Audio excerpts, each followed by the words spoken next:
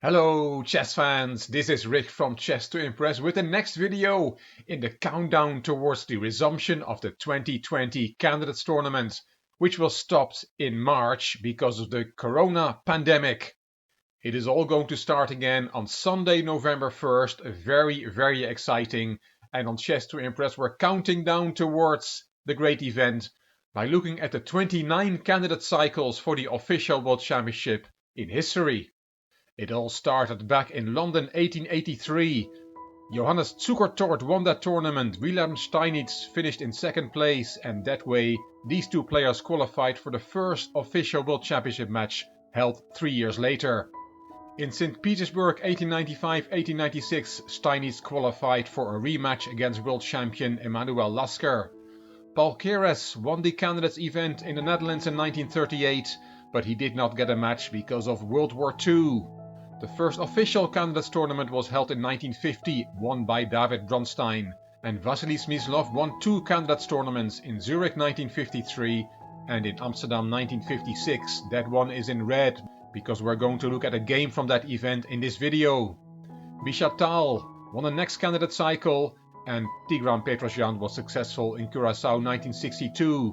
Then the candidates tournaments turned in candidates matches, and Boris Spassky won the first two cycles in Tbilisi and in Kiev. Bobby Fischer won the next cycle by beating Tigran Petrosyan in the final match in Buenos Aires. Anatoly Karpov beat Viktor Korchnoi in Moscow 1974, qualified for a match against Fischer, and that match unfortunately never happened. Karpov became world champion by default. Viktor Korchnoi won the next two cycles, losing both times to Karpov in a world championship match, and Kasparov came on the scene in 1984. Karpov won two cycles, Linares 1987 and Kuala Lumpur 1990, and Nigel Short won the next one. He beat Jan Timman in San Lorenzo de El Escorial in 1993, and it was his turn to play against Kasparov. Anand won the next cycle, and Cazorla 1998 was a strange one. Alexei Shirov beat Vladimir Kramnik, qualified for a match against world champion Kasparov, but never got a match. Kramnik did, and became the 14th official world champion in the year 2000. Peter Leko qualified for a match against Kramnik in 2004, which he almost won, and Elista 2007 was a strange one. 4 players qualified because we had a world championship tournament instead of a world championship match. Aranyan, Gelfand, Grishuk and Leko qualified for that tournament. Topalov, Gelfand and Carlsen won the next 3 events, and they qualified to play world champion Anand in a match. Carlsen beat him in 2013. Anand came back, won Khanty-Mansiysk 2014 for a rematch against Carlsen, and the last 2 candidate events were won by Karyakin and Kairana, and they both narrowly lost to Carlsen in a tiebreak. So who will be Carlsen's next opponent? We'll find out very soon, with the resumption of the 2020 Candidates Tournament held in Yekaterinburg. As said, we're going to look in this video at the Amsterdam 1956 event won by Vasily Smyslov, and this is the table of that tournament. You can see 6 Soviet players finishing in the top 7 of these events. The Soviet Union was really dominating chess. The world champion was also from the Soviet Union at that time, Mikhail Botvinnik. Smyslov won the tournament with 11.5 points out of 18 games, 1.5 points ahead of Paul Keres, who once again finished in second place and just missed out on the World Championship match. He never got one. A picture, I presume, from the prize giving. Vasily Smyslov, a happy winner in the middle. I'm not sure who the lady on the left is. Is that the lady that hands out the flowers? Or is that Smyslov's wife? Maybe one of the viewers can clarify this for us. We're going to look at a game from the tournament winner, which Garry Kasparov annotates in his book My Great Predecessors, and I take his comments for this video.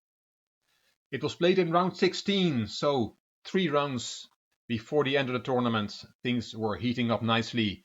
Vasily Smyslov had the white pieces against one of his close competitors, David Bronstein.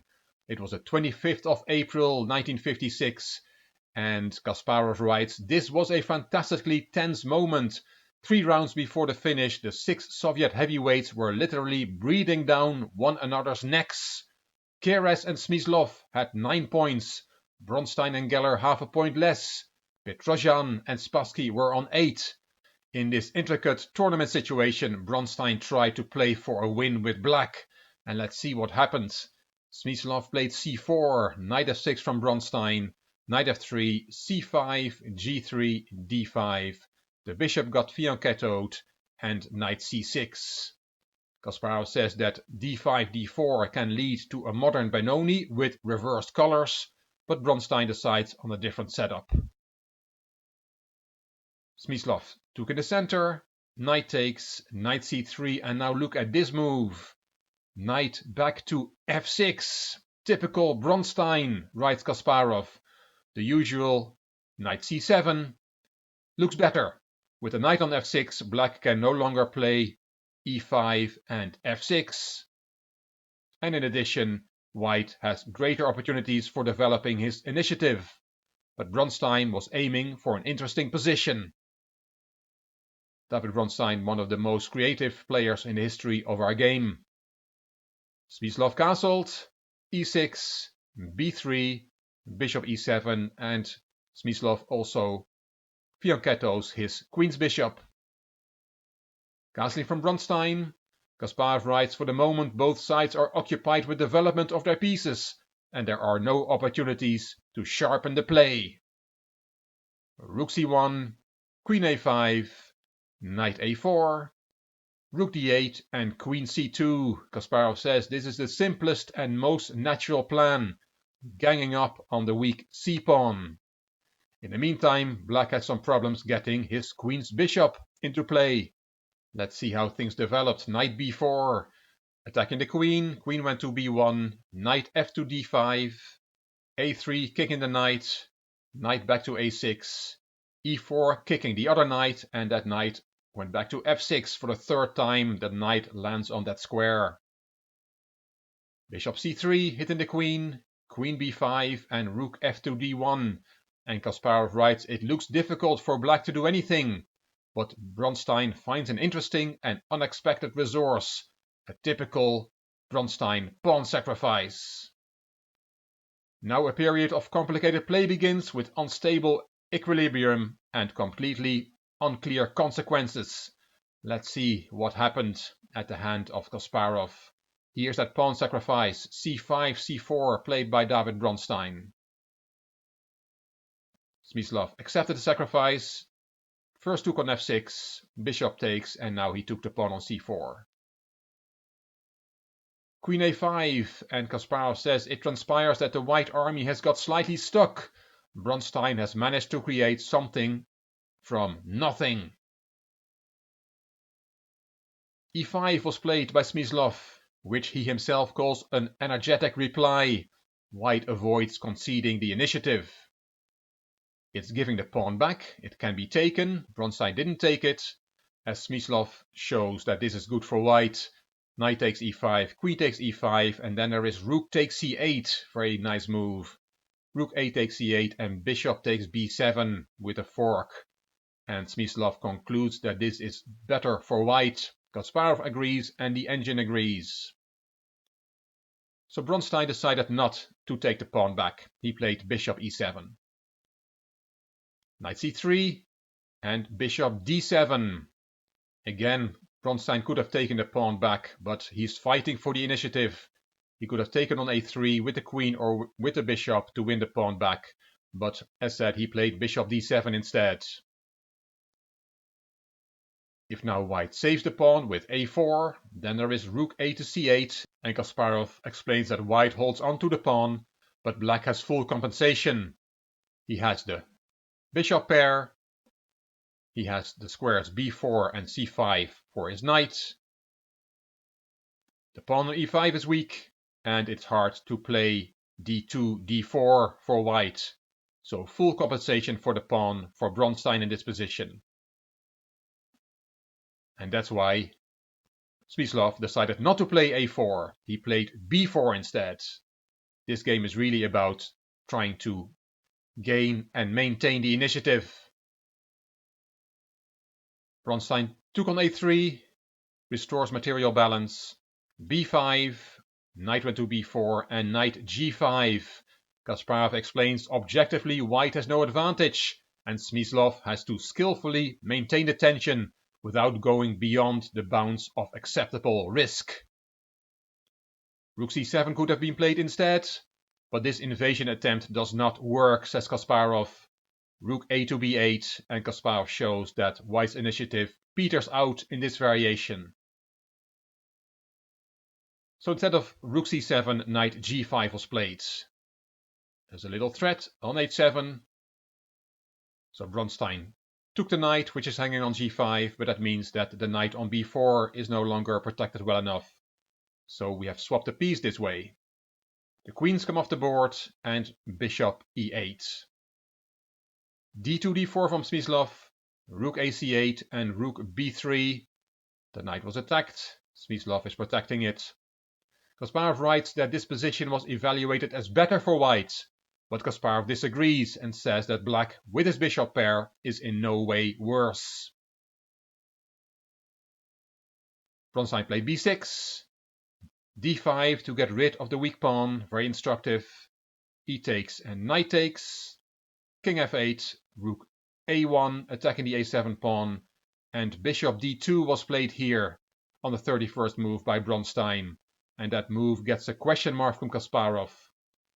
He writes, with time trouble approaching, black fails to withstand the tension and commits a blunder.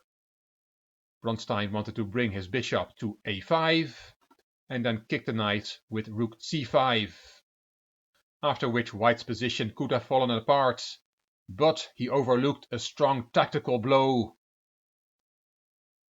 So bishop d2 was a mistake. Kasparov explains that rook c1 check instead, rook takes, bishop takes with a probable draw, but Bronstein wanted to win, and he played that bishop d2 move.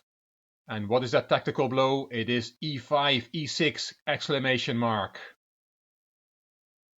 What happens if you take the pawn? Well, then there is rook f3 check, bishop f7, and rook takes a7, and this wins for white.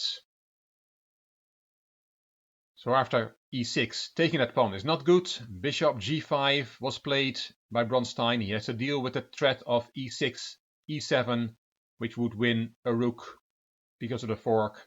Now the bishop is covering that e7 square. h4, and now f takes e6. The bishop is attacked, but now black is counter-attacking the knight. Very complex tactical position, and both players were in time trouble. We're on move 33. Rook f3 check was played by Smyslov. King stepped aside, and bishop h3. Bishop d7. Smyslov took on a7. Bronstein took the piece, and if you take the piece back on g5, you've made a blunder because the bishop on h3 is hanging. So after e takes d5, Smyslov took on d7 with the rook. Good move. If you take the rook, then there is bishop takes d7, attacking the rook, rook c1 check, with a tempo, king g2, bishop f6 saves that bishop, bishop e6 check, king f8, and bishop takes d5 is a variation shown by Smyslov. White has won a pawn. Kasparov says this is probably what Bronstein should have gone for. In the game after rook takes d7, he did not take on d7, he played bishop f6. Bishop e6 check, king f8, rook f7 check, king e8, rook b7, and this is move 40. Here, Bronstein should have played rook b8 on the last move before the time control, according to Kasparov. And after rook takes, bishop takes d5, white has an extra pawn, similar to the variation we just saw, but as Kasparov says, it is a difficult technical task to bring the point home. Kasparov says, I would not say that this position is objectively won. But on move 40, Bronstein made a mistake. Instead of playing rook b8, he played rook c1 check, question mark, because after king g2, rook d6 to protect the b pawn, white could have won quickly with rook e3, Smyslov did not find that move. He saved his bishop with bishop f5. g6, and Kasparov explains that white has an ultra-active rook on b7, and the threats to the black king are decisive. The material equality is illusory. The qualitative potential of the white pieces is incomparably higher. So white has a winning position here. And Smyslov was known for his great technique. Let's see what happens. Bishop d3 to save the bishop. Bishop e7. Now rook e3, hitting that bishop twice. So rook d7, and black has to give up a pawn. Smyslov took the pawn. d4, hoping to get counterplay with the d-pawn.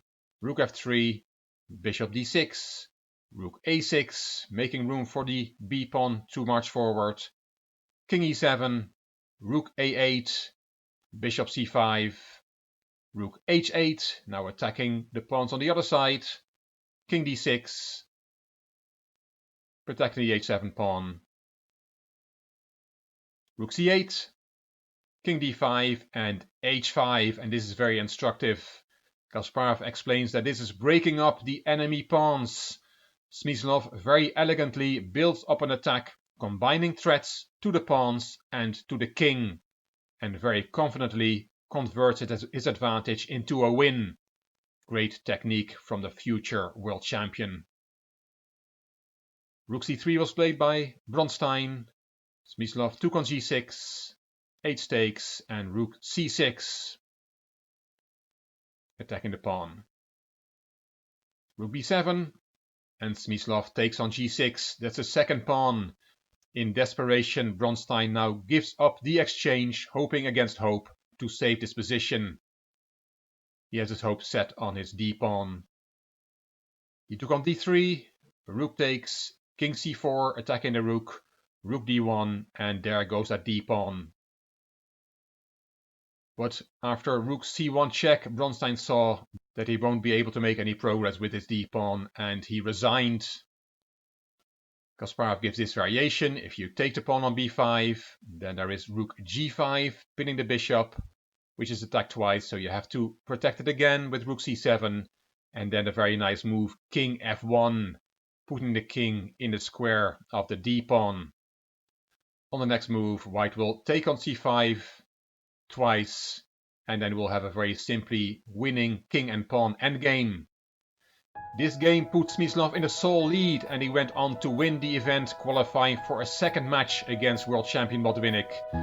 As Kasparov writes, in those years Smyslov was very strong in controlling the situation in a game and in an event, and therefore he was able to win decisive games against his main rivals.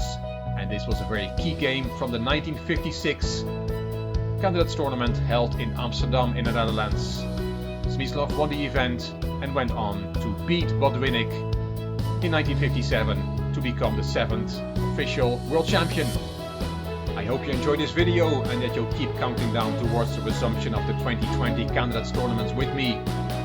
If you like the video, please give it a thumbs up, please subscribe to the Chess to Impress channel, and please leave a comment. I will read them all and I will reply to them all. If you like the video, it would be great if you could share it on social media by clicking the share button on YouTube. You can find me on Instagram, on Twitter and on Facebook. This is Rick for Chess to Impress. Thank you for watching.